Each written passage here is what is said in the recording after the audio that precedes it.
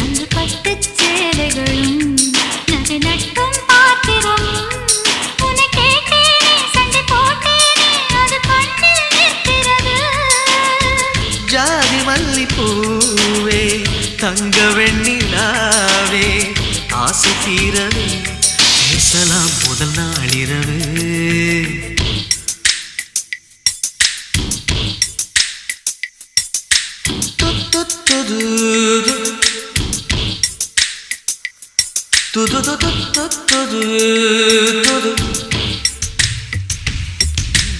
ஏனம்மா